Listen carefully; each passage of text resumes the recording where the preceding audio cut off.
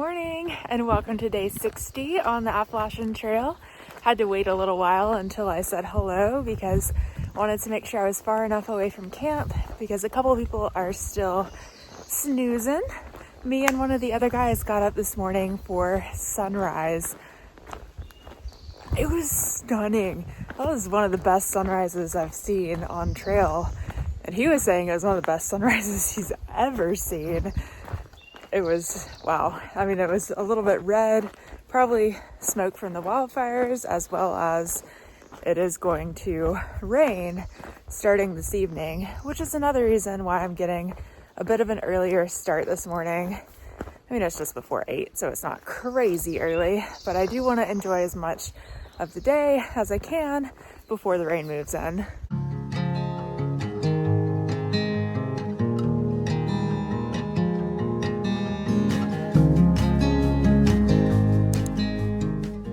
I was a little confused what was happening at the shelter last night. So I went to bed at 9:30, which I feel like is a reasonable hour, maybe even a little late for through hiking. However, there were people arriving from the time I went to bed until midnight last night. It felt a little late and the shelter door was a bit creaky. So I definitely heard as people were coming in and out, which is fine. I got really good sleep from midnight until I woke up at 6 to watch the sunrise. But still, it was weird. I think this is the first place I've stayed at where people have been getting in that late. And maybe people are adjusting hiking schedules just to beat the heat. I don't know. It was strange.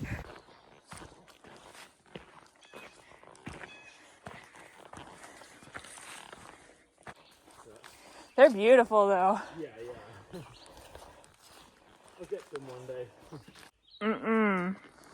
The snake skin's just up here blowing in the wind. It's 11 o'clock and we've already done the 6 miles down to this road crossing. I'm gonna stop here for a little lunch break, I think, before we keep heading on. Y'all already know. I also had half a protein bar, a jerky stick, and half a bag of chips. Oh, that's nice. Somebody's left a water cache here. I think they're all empty though. Yep. They are all empty. Good thing I don't need any. I'm glad I did this in the morning. There is water, I think, in about 3.5 miles. There should be a stream before I get to Jenkins shelter.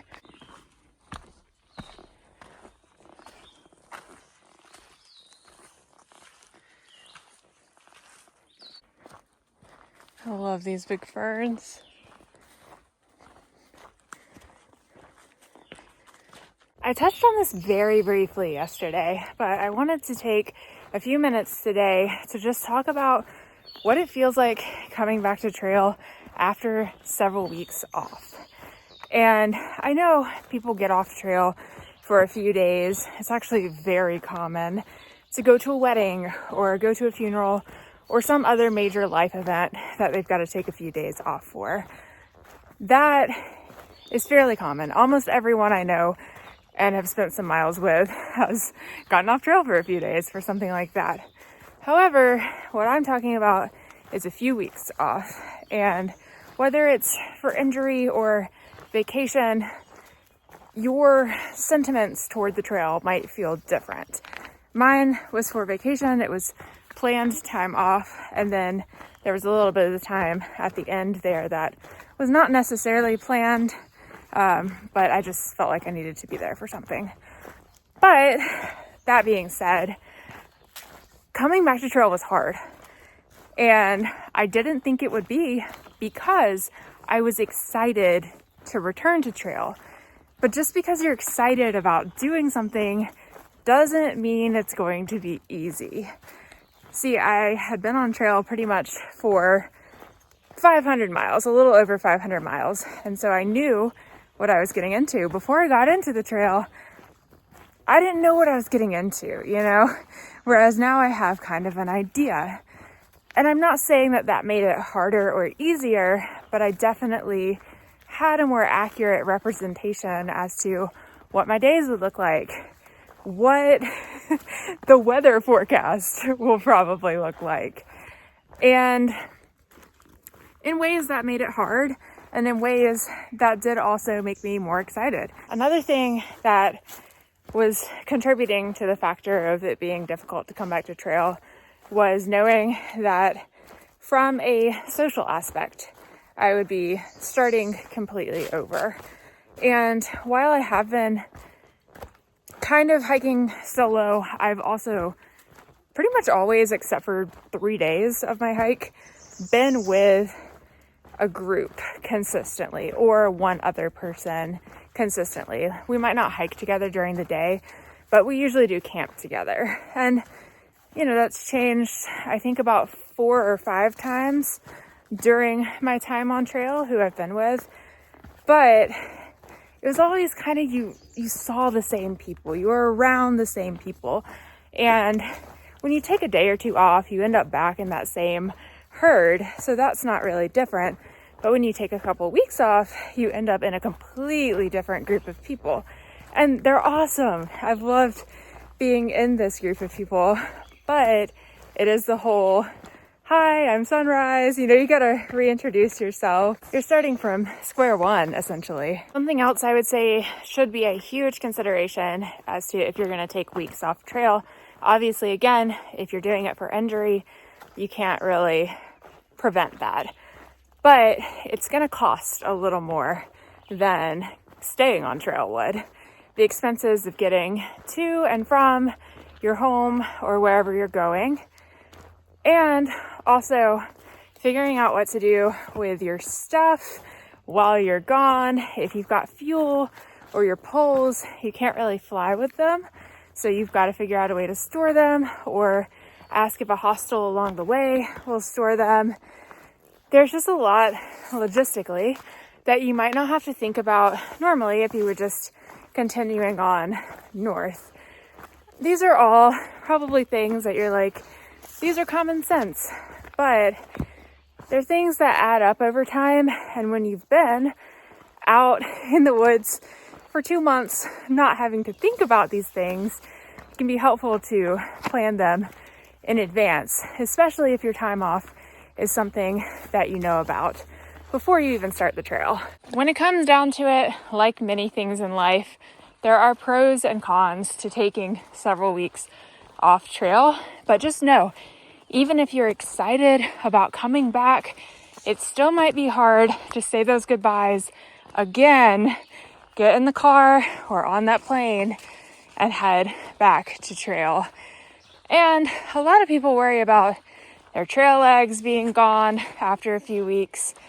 And I did not really have to deal with that much because I was doing a lot of hiking. The only thing I did have to get back used to was carrying my pack.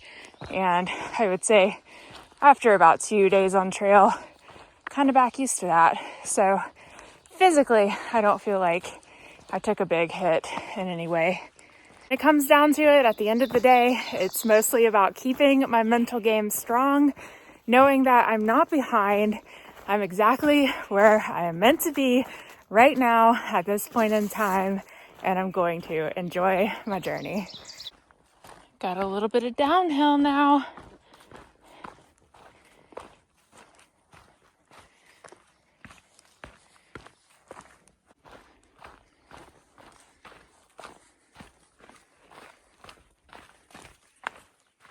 Here's the first water source after our almost 10 mile, just like 9.3 mile dry stretch. There's another water source listed in far out in about half a mile, but all the recent comments say that it is dry. So the next source is in 1.4, and comments for that one say that it is flowing really well. And I have half a liter left still, and it's pretty much downhill to that one. So we're gonna wait till that one so it's a little easier and faster to fill up. I might be as obsessed with these as I am gushers. They're so easy to eat on the go, and they taste good, and they're hydrating. There's a couple deer down there.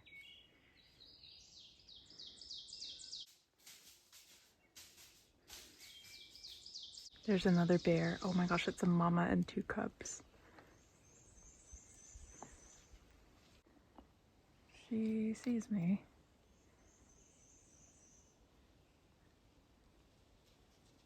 And the cubs over there. We are gonna keep moving and hope they stay over there.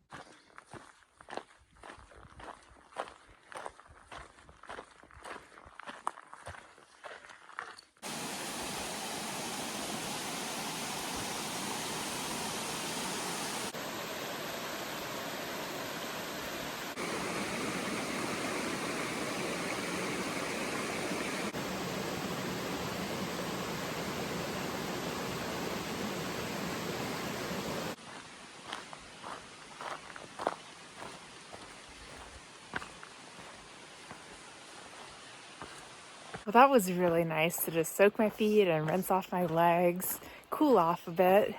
I didn't fill up my water there though, because there was kind of a funky smell happening under the bridge. So I didn't really want to risk it. There's supposed to be a spring in point 2, and I'm hoping that it is not dry because that is the last available water until Bland. About 15 miles in for the day, and it's a little before 4 o'clock. I'm not quite ready to end my day yet. I just passed some really great campsites if I was, but I want to get a little bit closer to Bland, and that way I can go in the morning, do my resupply, and go to Subway, all that kind of stuff, and then hike, I think it's 10 miles to not the next shelter, but then the shelter after that. So I want to set myself up well tonight for tomorrow. All right, we've got 2.5 liters of water, and I'm feeling that. But let's head on and find ourselves a campsite in a couple miles. If you have far out, the comments on the Trail Boss Trail, hilarious. It's so nerdy.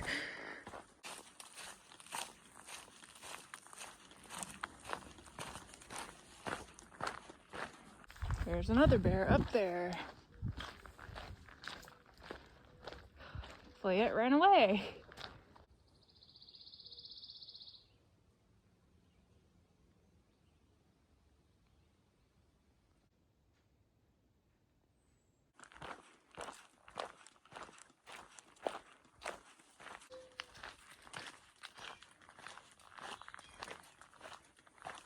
I'm only about a mile from the start of the road walk.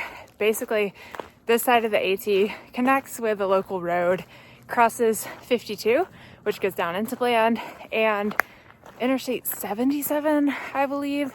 And then the AT becomes a trail again on the other side instead of a road. But if I just walk 2 more miles today, that'll put me at a 23-mile day. I can get to that intersection and go into Bland. And I'm definitely playing around with the idea. There's a hostel and a hotel there. I've got to go in anyway because I need 2 more days of food. I don't know. I'm not seeing any good campsites. I feel good. I can do the extra miles. The only thing is, if I can't get picked up at the trail intersection, I might end up walking an extra 4 miles to get down into town. But it's a road. I mean, I think I'm gonna do it. This reminds me of that the sound that's like, I'm just thinking about it. I'm not gonna do it. I'm not gonna do it. I did it. I think I'm gonna go to Bland. It's like it's meant to be. 1, I have not passed a single campsite. 2, I just texted a trail angel who services from Damascus to Pearisburg, so a pretty wide area. She happens to be in the area and free at the exact time I'm going to get to the intersection. And 3, there is a bunk available at the donation-based hostel. The hotel is like $140, So that was a no-go there. But these donation-based hostels are such a gift to thru hikers. We made it to the road.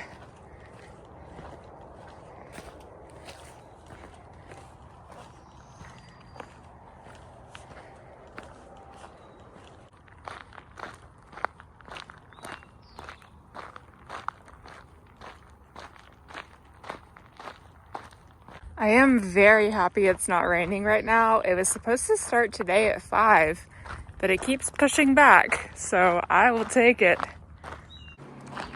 So over here is the Outpost, and they're open Monday through Friday until 3:30, I think is when they do the last order. Unfortunately, I am not here at a time when they're open, so that's all right. It feels good to do a 20+ mile day.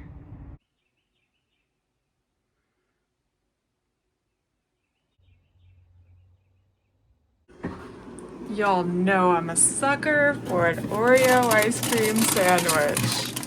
Oh. I finished today with 22 Appalachian Trail miles, which is my biggest day on the AT so far. So that's exciting. I'm here at the Didgeridoo, and it's a donation-based hostel. Pam, who is a trail angel, drove me down here, and she's gonna come pick me up in the morning to take me over to Subway and Dollar General before I head back to trail. It's about 10 o'clock now. I've had a shower, I washed my hair, did my laundry, I've done all my chores. So now all that's left is to go to sleep and get some rest before I head back on trail tomorrow. But I was looking at the few days ahead so that I know how to resupply, and I think I'm going to take 3 days to get into Pearisburg. So tomorrow night, probably I'll only do about 9 miles, and that will get me to my next water source. There's a 9-mile dry stretch again tomorrow when I get on trail. But Pam, lovely lady, she has dropped, I think it would be like an 18-mile stretch, but she's dropped a water cache in the middle of that, which is so nice. That might be completely wrong. I don't think it was, I think it would have been 18 if I had gotten water where I did today and then not come into plant. But anywho, I will see you guys in the morning for another great day of hiking.